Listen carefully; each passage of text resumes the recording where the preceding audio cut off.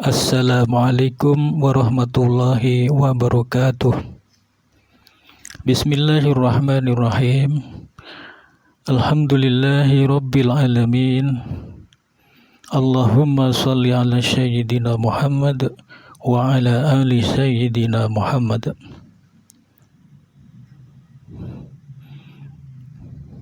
Ketika itu sholat asar berjamaah baru saja selesai dilakukan dan diimami oleh Nabi Muhammad SAW.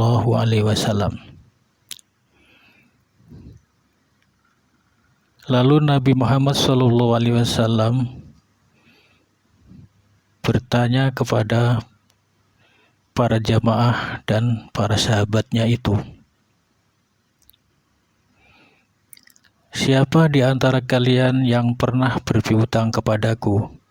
Apakah piutang harta atau yang lain? Kata Nabi Muhammad SAW. Tentu saja kata-kata itu sangat mengagetkan mereka, namun tidak ada yang menjawab. Atau barangkali di antara kalian ada yang merasa terlukai olehku, baik luka maupun luka hati maupun luka badan. Beliau melanjutkan ucapannya,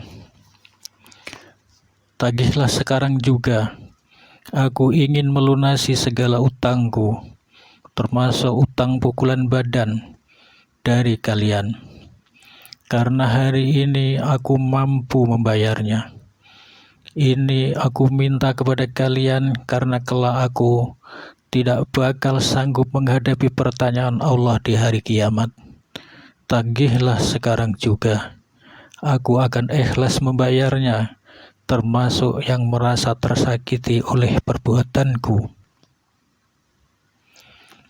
Sore itu Rasulullah sengaja minta para sahabat berkumpul.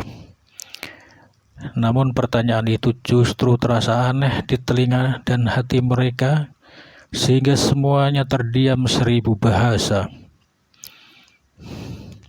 Masjid terasa lengang meski disesaki jamaah.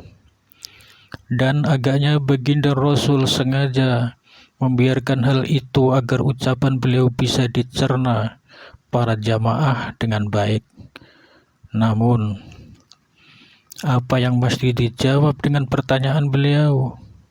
Jangankan memberi pinjaman kepada beliau, asalkan beliau bersedia meminta sesuatu apa, mereka sanggup hal itu sebagai kehormatan luar biasa. Akibatnya para jamaah merasa terpius dan tak mampu membuka mulut, hanya untuk sekedar mengiyakan atau menolak. Setelah berlangsung agak lama, dalam kebekuan, dalam keheningan yang mencekam, tiba-tiba seseorang mengacungkan tangan dan berucap, hamba Ukasyah ya Rasul, ingin menagih utang kepada baginda.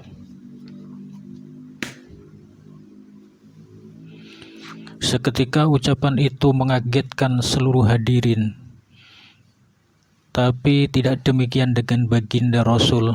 Beliau bertanya, utang uang atau bukan ya Rasul? Hamba ingin menagih pukulan kepada Tuan. Hamba masih ingat Tuan pernah menyakiti diri hamba. Kalau memang itu yang Tuan maksudkan, hamba akan membalas memukul Tuan, kata Ukasyah. Baiklah Ukasyah, tapi apa yang pernah kau alami dengan perbuatanku? Baginda Nabi balik bertanya. Belum sempat Ukasyah menjawab pertanyaan itu, Abu Bakar dan Umar berdiri serempak dengan wajah membara. Umar yang tertemperamental langsung menghardik Ukasyah. Ukasyah, jaga mulutmu, kalau tidak ingin aku pecahkan kepalamu.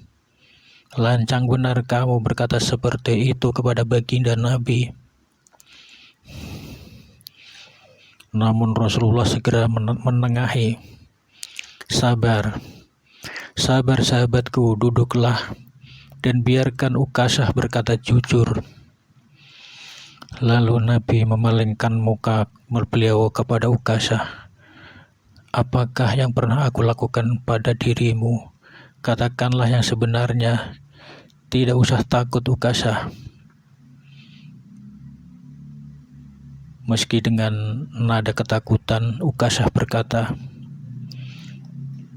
pada saat perang Badar, hamba berkuda berjalan di samping Tuan. Ketika hamba mendahului Tuan, tiba-tiba tongkat Tuan menyentuh badan hamba dan melukai punggung hamba. Sampai di situ, Ali bin Abi Thalib tiba-tiba menimpali. Pantaskah kamu menagih pukulan seperti itu terhadap Rasulullah yang selama ini kita hormati? Toh hal itu tidak beliau sengaja.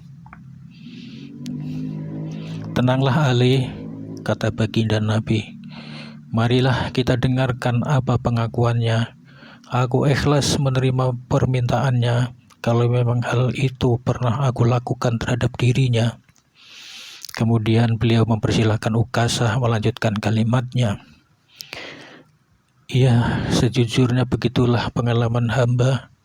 Oleh karena itu, sesuai dengan ucapan Tuan di awal pertemuan ini, hamba ingin menagih janji Tuan tadi.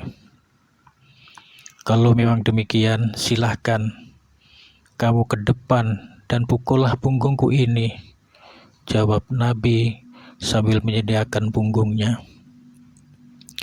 Kepada Bilal bin Rabah, Nabi memerintahkan agar menyediakan tongkat yang pernah melukai punggung Ukasah. Silahkan Ukasah, pukullah punggungku ini, kata Nabi.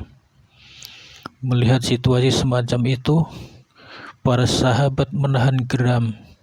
Ada yang menutup wajahnya, tapi ada juga yang melotot ingin membunuh Ukasah yang dinilai lancang itu. Tapi Ukasah justru belum puas kelihatannya. Ketika badan hamba terpukul oleh tongkat Tuan, hamba tidak mengenakan baju.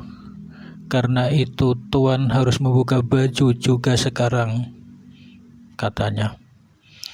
Ucapan Ukasah itu terasa kurang ajar di kuping Hasan dan Husain, cucu baginda Nabi. Sebagai ungkapan kesalnya, mereka berdua yang berada tidak jauh dari kakeknya itu serempak berdiri. Namun apa reaksi Nabi? Sabar cucuku, biarkan dia menggunakan haknya. Rasulullah kemudian membuka baju dan tampaklah kulit yang putih berkilau pada punggungnya.